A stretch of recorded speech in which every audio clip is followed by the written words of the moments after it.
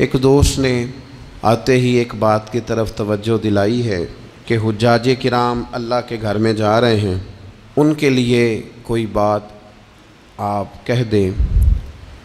تو میں ان کے لیے تو اتنا ہی کہہ سکتا ہوں کہ وہ ہم سب کو اپنی دعاؤں میں یاد رکھے، وہ ہمارے لیے وہاں سے دعاؤں کا تحفہ جمع کر کے لائیں، نبی رحمت علیہ السلام کی بارگاہ میں جائیں تو ہماری طرف سے بھی وہاں درود و سلام عرض کریں۔ باقی جہاں تک مجھے اللہ نے موقع دیا ہے یا میں اگر کسی کو کسی بات کی جانب توجہ دلاؤں گا تو میں اکثر حجاج کرام سے یہ عرض کیا کرتا ہوں، حج کرنے والوں سے، عمرہ کرنے والوں سے، حرمین شریفین کی حاضری دینے والوں سے، کہ جب بیت اللہ شریف کا حج کرنے جاؤ یا حضور کی علیہ السلام کی بارگاہ میں حاضری دینے جاؤ تو دو چیزیں گھر چھوڑ کے جاؤ اور دو چیزیں ساتھ لے کے جاؤ۔ اپنا غصہ اور آرام طلبی کا مزاج یہ گھر چھوڑ کے جاؤ۔ اللہ تعالیٰ نے قرآن مجید میں فرمایا وَلَا جِدَالَ فِي الْحَجِّ، حج میں جھگڑا نہیں کرنا، غصے گھر چھوڑ کے جاؤ۔ اور یہ جو بعض لوگوں کا مزاج ہوتا ہے نا ہر وقت آرام پسندی کا، مجھے اپنی مرضی سے سونا ہے، اپنی مرضی سے اٹھنا ہے، یہ چیزیں ٹھیک نہیں ہوتی۔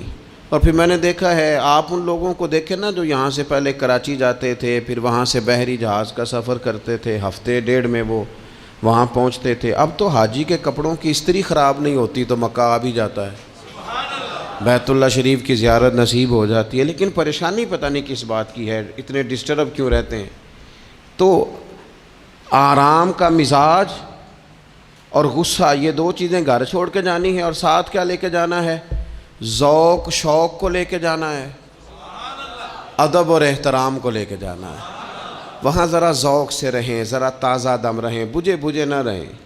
وہاں ذرا طبیعت کے اندر وارفتگی ہو، پیار ہو، ذوق ہو، محبت ہو۔ اس توانائی کے ساتھ آپ اللہ تبارک و تعالیٰ کے گھر جائیں اور آداب کا خصوصی خیال رکھیں۔ ادب پہلا کرینہ ہے محبت کے کرینوں میں۔ اللہ کا گھر ہو یا نبی پاک علیہ السلام کا روضہ نور ہو، ہر جگہ ادب کو ملحوظ خاطر رکھیں۔ اقبال کہتے ہیں کہ ادب کا ہیست زیر آسماں از عرش نازک تر، نفس گم کردمی آیت جنید و با یزیدی جا۔ کہتے ہیں جو حضور کا روضہ ہے یہ عرش کے نیچے اتنی نازک جگہ ہے کہ جہاں جنید بغدادی اور بایزید بسطامی جیسے لوگ بھی اپنی سانسیں بند کر کے حاضری دیتے ہیں۔ یہ ایسی نازک جگہ ہے جہاں اتنے بڑے اکابرین اور اسلاف بھی اپنی سانسوں کو روک کر چلتے ہیں۔ تو عزیز ادب سے، احترام سے، اے پائے نظر ہوش میں آ یہ کوہ نبی ہے، آنکھوں سے بھی چلنا یہاں بے ادبی ہے۔ تو یہ دو چیزیں چھوڑ جائیں، دو چیزیں ساتھ لے جائیں۔ اللہ تعالیٰ اس سال حج پہ جانے والے ہر شخص کو قبولیت والا حج عطا فرمائے۔